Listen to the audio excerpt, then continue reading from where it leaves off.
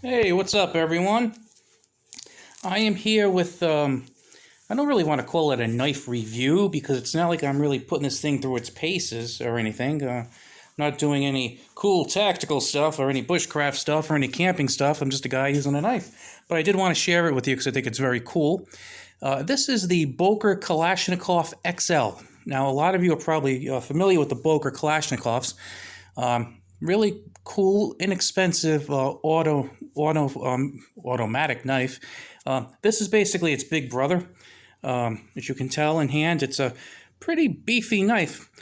Before I start, I'll just show you a few measurements on it. So, closed up, it is.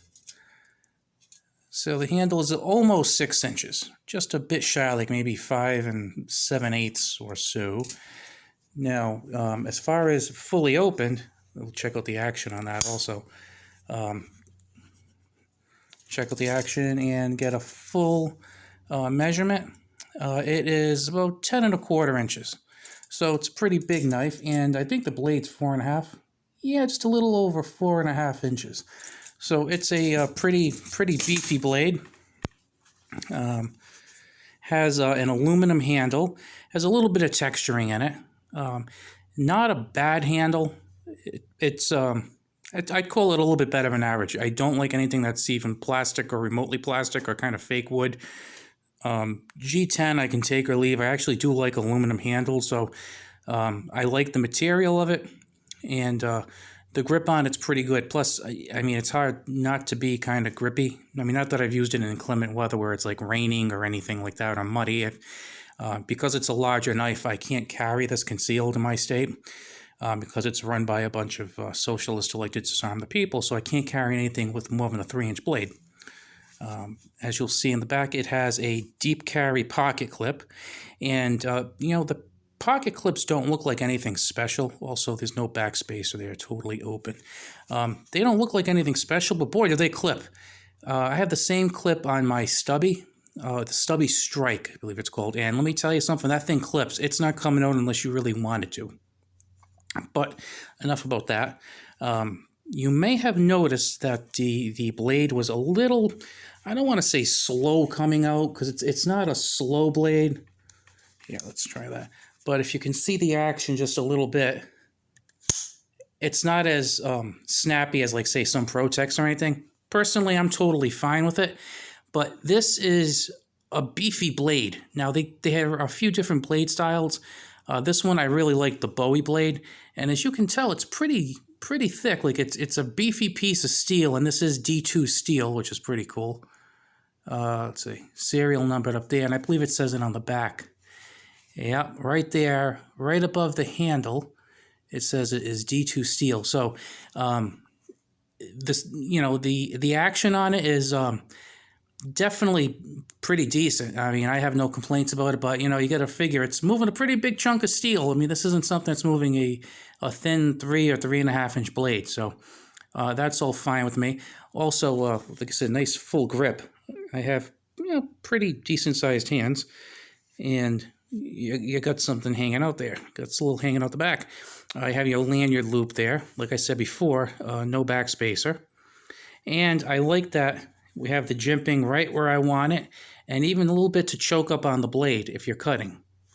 So that was really cool. And then if you take an overhand grip, you also have some jimping on the back, which I think was a really nice touch. I don't see that nearly enough, but it's pretty cool depending on how you want to use it.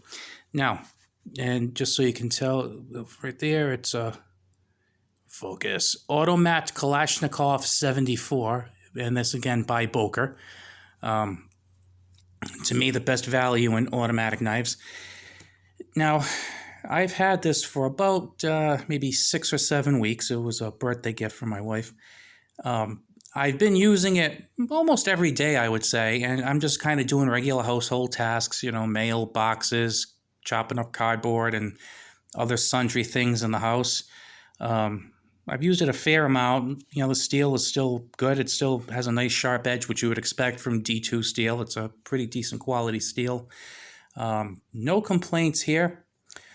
This was purchased on Blade HQ for $59.99. So if you like the Bokers, I would definitely suggest picking one up. The regular ones have a 3.25-inch blade, and I also have, I'm sorry I didn't bring it with me just for kind of a funny comparison, but they also have the mini Kalashnikovs, which are pretty cool. They have about a 2.5-inch blade and maybe a 3-inch handle, and those are really snappy. But again, you got a much thinner and shorter blade, so it's pretty easy to make it snappy when you're dealing with such a small piece of metal. But yeah, this is really cool. So like I said, I use this kind of as an around the house thing. Now most people would say this is definitely too big to carry. If I could be assured that this was fully legal to carry, and I would. I like it that much. I don't care that it's got like a 6-inch handle. Is that a 6-inch handle, I think I said? Let's see. Is that a 6-inch handle? Yeah. It's about 6 inches. I don't care. I'd still carry it anyway because I think it's that cool. So if you are a Boker fan and you're looking for your first Boker auto, probably wouldn't go with this. I'd probably go with something a little more useful, like maybe the regular one, which you can get sometimes on Blade HQ for like $35 or $40. I'd probably pick one of those up. But if you're somebody who really likes Bokers and you have one or two, I would absolutely pick this up. They're pretty awesome. Also, I've noticed there's a couple of stores out there that have different special styles. Like I know Blade HQ has some special styles that Boker makes just for them. Different color combinations. Like they have one like a World War II inspired one with a shark and has like a hawkbill blade.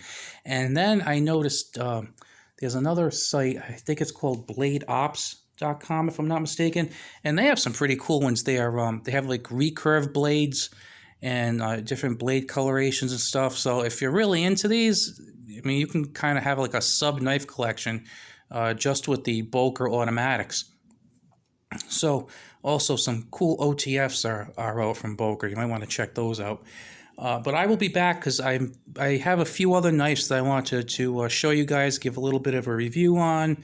Unfortunately, I do like Boker a lot, but I have a Boker review coming up that's not a very good one. Kind of feel bad about that because, like I said, I do really like their knives, but the truth is the truth. So have a good one, guys, and like I said, keep checking for the videos because I have some more coming out. I figure I'll probably stop being lazy for a little while and make some videos. All right, have a good one.